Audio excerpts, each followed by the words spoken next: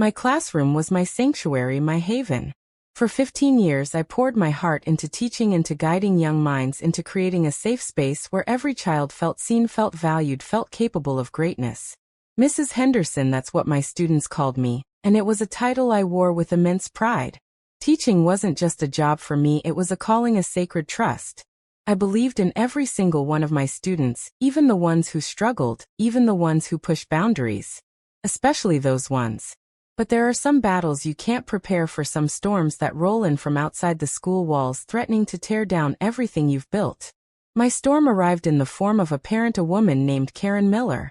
She had a son, Timmy, in my 5th grade class, a sweet boy with a curious mind, but a mother who saw the world through a lens of suspicion and self-importance. Timmy was a bright child, but he had a tendency to wander during group activities, his attention drifting easily to the window or to a classmate's colorful binder. It wasn't disruptive malice, just typical 5th grade distraction. My approach was always gentle redirection, a light touch, a reminder to focus. I'd tap his desk gently or whisper his name to bring him back into the fold. It worked. Timmy never felt singled out, never felt shamed. He just needed a little nudge. Mrs. Miller, however, saw things differently. From the first week of school, she was a demanding presence.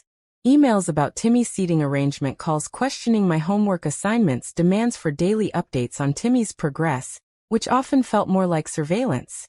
She saw my classroom as a personal laboratory for her son, and expected me to cater to his every whim, his every perceived need above all others. I tried to be patient, to be understanding, to explain my teaching philosophy, but it was like talking to a brick wall coated in entitlement. The true escalation began with a simple art project. We were painting a mural for the school hallway, a vibrant forest scene. Timmy was assigned to paint a bluebird, a task he seemed excited about. He started strong, but soon his attention drifted, as it sometimes did. He began dabbing blue paint on a nearby student's drawing of a tree, mistaking it for his own designated spot. It was a small accident, a smudge, a tiny blue blotch on a green leaf. The other student, a girl named Emily, giggled. Timmy immediately apologized. I stepped in. "It's okay, Timmy, it's an easy fix. Let's get you back to your bluebird." I smiled reassuringly. Emily understood it was an accident. We moved on. Or so I thought. Later that afternoon, an email arrived from Mrs. Miller, its subject line screaming, "Assault and neglect." I opened it with a sigh of familiar knot forming in my stomach. She claimed I had allowed Timmy to be attacked by Emily's hostile behavior, and that I had ignored Timmy's emotional distress by not immediately removing Emily from the class. She also accused me of favoritism towards Emily. My jaw dropped. This was pure fabrication. Emily had giggled. Timmy had apologized. There was no attack, no distress, no favoritism. It was a simple classroom incident blown completely out of proportion. I wrote a calm professional email back explaining the situation. I assured her that Timmy was fine, that Emily was not hostile, and that the incident was minor. I thought that would be the end of it. I was wrong. It was only the beginning of her campaign against me. The emails multiplied, each one more aggressive, more accusatory. She copied the principal, Mrs. Davies, the assistant principal, Mr. Green, even a few members of the school board. She claimed I was unprofessional, unfit to teach, a danger to children. She said I had mental health issues and that I should be investigated. Every small classroom event she twisted into a monstrous transgression. A dropped pencil became an act of defiance ignored. A whispered conversation became bullying I condoned. It felt like I was drowning in a sea of baseless accusations. The principal, Mrs. Davies, a kind but stern woman, called me into her office. She looked tired, her brow furrowed. "Mrs. Henderson, I'm getting an extraordinary number of complaints from Mrs. Miller. She's threatening to go to the superintendent. She's claiming you're biased against Timmy, you're creating a hostile environment." My heart ached. I explained everything again, patiently, calmly, logically. Mrs. Davies listened, nodding. She knew me, she trusted me. But the sheer volume of Mrs. Miller's attacks was starting to create an undeniable pressure. Then came the meeting. Mrs. Davies called Mrs. Miller in along with myself. It was a suffocating hour. Mrs. Miller sat there radiating an air of smug superiority, her arms crossed, a venomous smile playing on her lips. She brought a meticulously typed list of incidents, all distorted, all exaggerated. She accused me of shouting at Timmy, of ignoring his needs, of emotionally abusing him. Her voice was shrill, accusatory, her eyes burning with a self-righteous fury. She wanted me gone. She wanted my career ruined. She wanted me to pay. I sat there trying to remain composed, my hands clasped tightly in my lap. Each accusation was a stab to my heart, a brutal assault on my professional integrity, my very identity. How could someone lie so brazenly, so cruelly? Mrs. Davies tried to mediate to calm things down, but Mrs. Miller was relentless. She painted me as a monster, a negligent, uncaring teacher. She demanded I be put on administrative leave immediately. After the meeting, I walked out feeling numb. The weight of her hatred was crushing. I had dedicated my life to these children, to this profession, and this woman was trying to tear it all down with pure malicious fiction. The thought of losing my job, the place that defined so much of who I was, filled me with a cold dread. But as the initial shock wore off, something else began to bubble up. Not fear, not despair, but a fierce, quiet resolve. I wasn't going to let her win. I wasn't going to let her destroy my career, my reputation, my sanctuary. I had worked too hard. I had loved too much. I knew the truth, and the truth had a way of fighting back.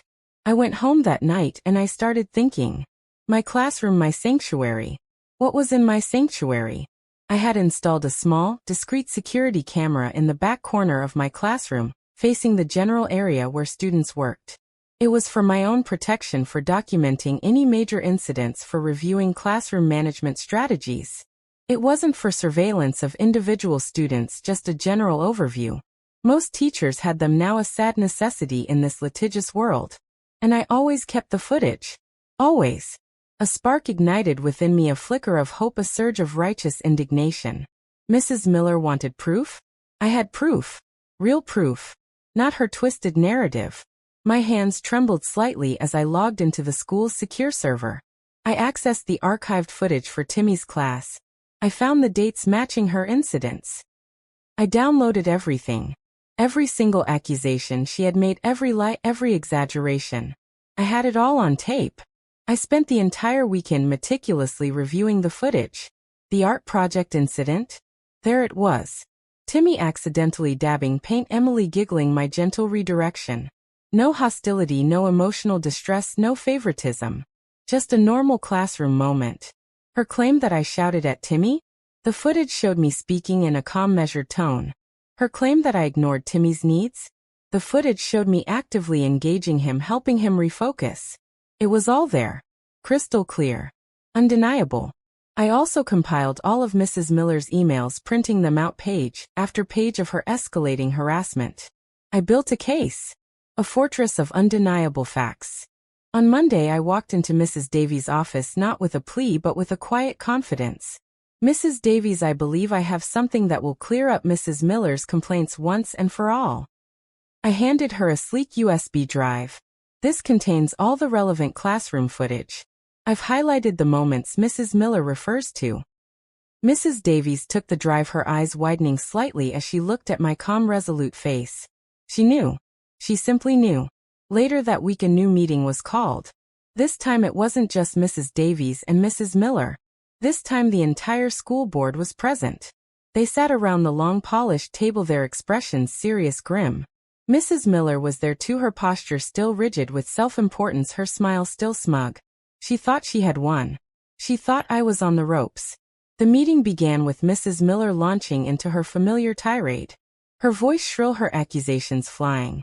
She reiterated every lie, every fabrication, painting me as the villain, the incompetent, abusive teacher. My heart remained calm. I felt a strange sense of detachment now. This wasn't about me anymore. This was about justice. This was about protecting my profession. When she finally paused, taking a triumphant breath, the superintendent, Mr. Harrison, spoke. His voice was low and steady. Mrs. Miller, we appreciate you sharing your concerns. However, Mrs. Henderson has provided some additional evidence we believe is pertinent to this discussion. Then the lights dimmed. The projector flickered to life. The first clip played. It was the art project incident. Everyone watched in silence. Timmy's small paint dab, Emily's giggle, my gentle, reassuring words. No anger, no distress. Just normal. Mrs. Miller's face started to pale. Then clip after clip played, each one meticulously chosen to refute a specific accusation she had made. Me speaking calmly, not shouting. Me guiding Timmy, not ignoring him. My classroom a vibrant safe space, not a hostile environment. The truth played out on the screen, raw, undeniable, irrefutable. The air in the room grew heavy with a stunned silence. You could hear a pin drop. Mrs. Miller's face went from pale to a ghastly shade of white. Her smug smile vanished, replaced by an expression of pure, unadulterated shock and horror. She started to fidget, her eyes darting around the room, as if looking for an escape. Finally, the last clip faded. The lights came back on.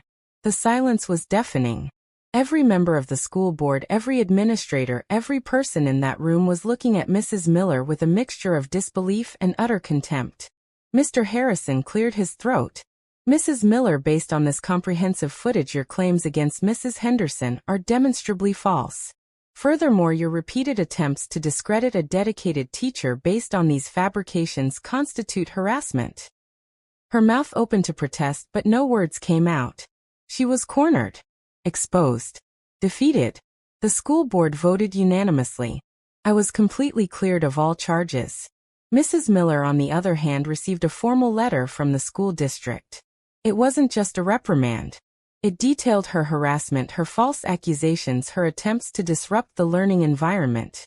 It explicitly stated that if she continued her disruptive behavior, she would face legal action and be barred from school grounds. She was effectively neutralized. Her power stripped away. I walked out of that meeting, head held high, a wave of immense relief washing over me. The weight that had been crushing me for weeks had finally lifted. My sanctuary, my classroom, my reputation were intact. I had stood up for myself, for my profession, for the truth. And the truth had prevailed. Mrs. Miller thought she could destroy me with lies. But she forgot that sometimes the quietest defense is the most powerful weapon.